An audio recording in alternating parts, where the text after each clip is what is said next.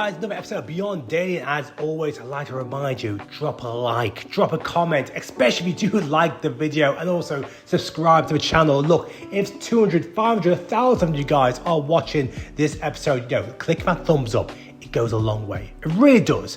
And also subscribing to the channel. But anyway, let's get straight into it. It's the Italian Pro Show this weekend. And of course, the lineup has already been dropped. We knew some of the names that were going to be in the show. But look, let's focus on some of the UK boys, because we've got Lewis, we got Cuba and Marc Hector. And the first person I want to look at is Lewis Breed, because he dropped this update earlier today. And look, we knew the condition would be on point. And look at this mass monster, this mass freak. But I tell you what, look at the next video I'm going to drop. This is after a sauna session, and you can see the vascularity is absolutely mental. So very excited to see how this one plays out. Also, I'm going to drop this little comparison, because this is about a week and a half out for Quinton on your right, and also this is last week from Marc Hector. Look, I'm not going to read too much into this, because this week is all that matters. We haven't seen any current update of these guys. I imagine they're not going to drop any updates until showdown, but this is one showdown I'm looking forward to. Someone who's already stamped a ticket to Olympia is Kerry Sexton, and I'll tell you what, I'm looking forward to this, because I really do think she's going to be one of the challengers for the Italian Pro title, taking great momentum into her US shows, and of course her debut at the Olympia. Look, these pictures are far away, but this does show that the condition is on point. We could be seeing something very special to the only UK representative in the bikini division at the Olympia. Someone who's making their debut this weekend in the pro ranks is Chelsey. And look, we featured Chelsey enough times on the channel because I'm expecting some really good things. Look, she's got great potential to be a strong representative for the UK division in the wellness division. So best of luck to her. Going into the IFBB Pro prospects, Cam kicked off his season this weekend, coached by Tom Hames. I'll tell you what, he's definitely one to watch. He's a great poser, fantastic shape, symmetry. Yes, I would like to see his condition more dialed in, but I tell you what, it will be for the bigger shows that he's going to be competing on later in the season. But this guy is definitely one to watch without a doubt. He's seen a lot of success last year. Let's see what he could do this year. Okay, what about this little comparison between Terrence Rufford and Niall Darwin? Look, there's a lot of talk about Niall Darwin going into his second Olympia. But let's just look at Terrence Rufford, because he dropped this update yesterday. And I tell you what, the more updates he drops, the more excited, the more I believe that maybe we could be looking at a new standard, the new 2025 Classic Physique Olympia champion. Could he take out Mike Sommerfeld? The proportions, the symmetry, the shape, the fullness, the density, the muscle, everything is there. What do you guys think? Do you think this could be the year of Terrence Rufford to take the Olympia title? If I'm a betting man, I think I might drop some money on that. But look, let's look back at Niall Darwin, because he also dropped this update. And I'll tell you what, I would also put money on that he breaks into the top 5. This guy has everything to be a strong contender in the future. I don't think he'll be challenging for a title this year, but top 5 is more than a possibility for the man who took 11th place in 2024. This guy is going to be a potential future standard of the division, because he already has everything. So Niall Darwin, best of luck for the next 2 months, 1.5 months until the Olympia. God, the Olympia is only 6 weeks away. But yes, this guy, I can't wait to see him back on stage. He killed it at the Tampa Pro. He ran away with a title. This man is one to watch.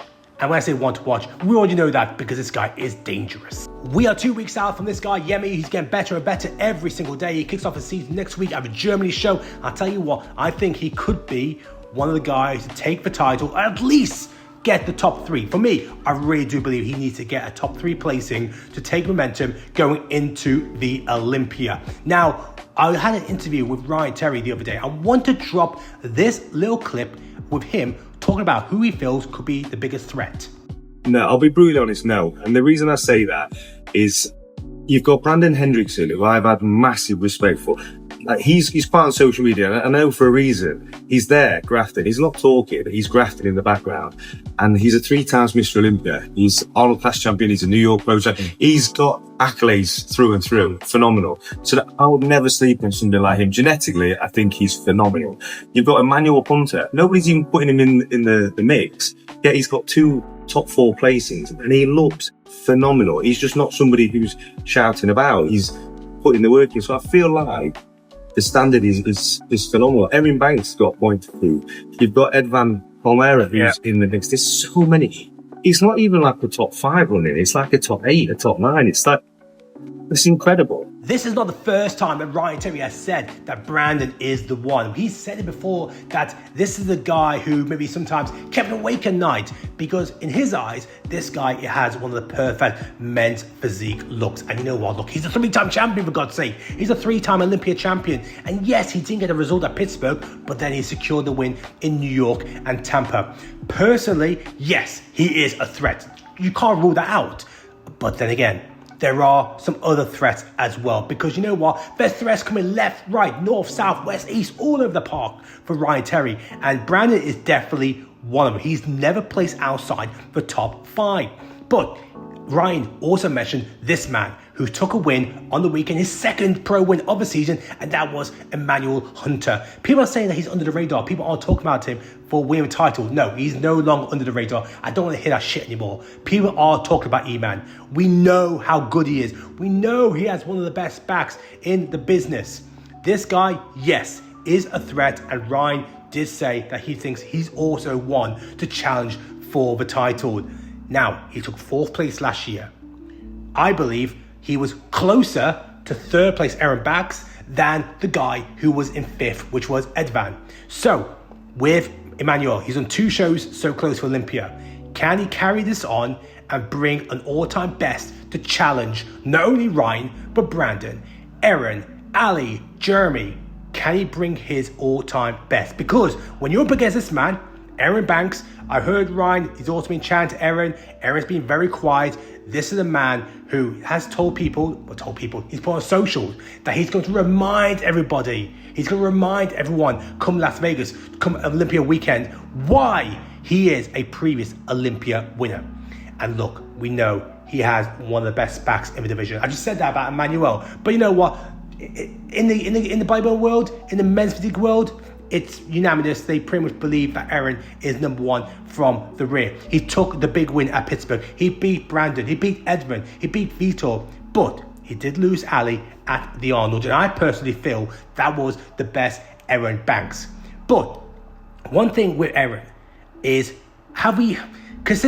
we've not seen him come in dialed, conditioned, shredded. I'm talking about Ali and Ryan Terry shredded. Will this be the year that he comes in peeled out of his mind?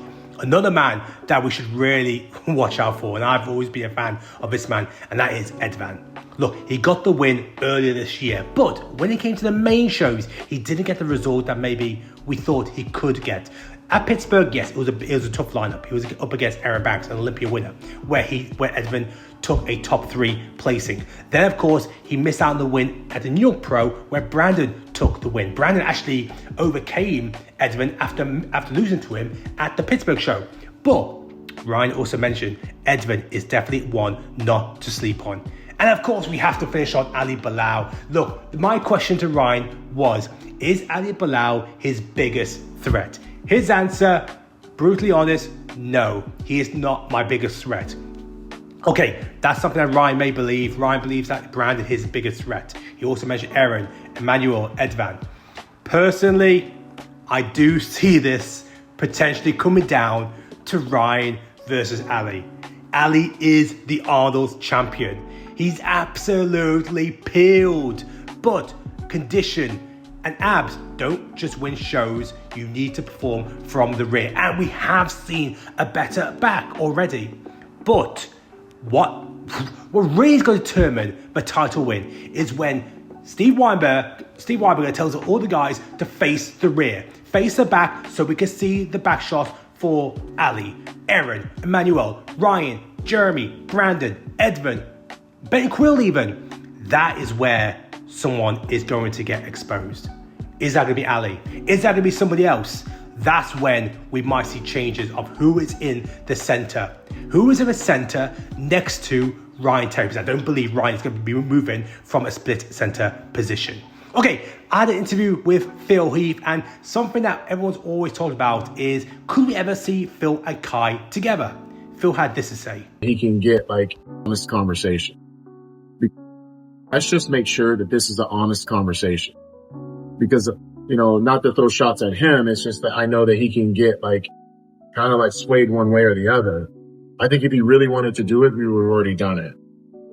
He has plenty of people that, you know, work with him. If they reached out and said, hey, Phil, we would like to do this. What are your terms? More likely I would be willing to negotiate very fairly. But I would want it to be a tour. Definitely. I'd want it to be a world tour. And because I think the fans would really deserve that. So what are your thoughts on this, guys? Would you like to see a world tour where Phil Heath and Kai Greene looks back at their careers and actually those iconic moments? Maybe when Kai Greene beat Phil Heath at the Arnold, or the many times when Kai Greene got conquered by Phil Heath at the Olympia, similar to like those sit downs where you see Jay Cutler, Ronnie Coleman look back in the past. My God, this would be iconic. This would be box office pay-per-view. You could put it on live stream or wherever you want. My God, I would love to see a world tour of this. I would buy tickets without a doubt, because these two are two of the most iconic figures in bodybuilding, some of the most famous personalities and characters we've ever seen in world bodybuilding. And the fact that we haven't seen this kind of event is criminal. It's absolutely criminal to the fans that we have not seen Kai Greene and Phil Heath at an event sitting side by side to look back at a history, because these two, they made each other in a way. Phil Heath needed a rival like Kai Greene to push him, and Kai Greene was always pushed by Phil. Yes, he did not overcome him at the Olympia, but my God, this rivalry was famous. So iconic, so famous, so pay-per-view worthy. So yes, I would love to see these two do a world tour. I think we'll just sell out wherever they go. UK, Japan, China, India, Brazil, wherever in the world. Antarctica, for God's sake. Even the Penguins would line up to watch them. This would be just incredible. We had a little physique update from Eduarda, who is the reigning Arnold wellness champion after beating the Olympia winner in Issa. I'm really looking forward to the wellness division. I think it's going to be so competitive. I don't know which way it's going to go. All I know is it's going to be box office. Okay, I had an interview with Lena Ramsteiner, the New York Pro figure champion. Now, listen to this. She had this to say. I really hope so. And every day I'm writing the sentence in my journal, so... Okay, well, what sentence did you write today?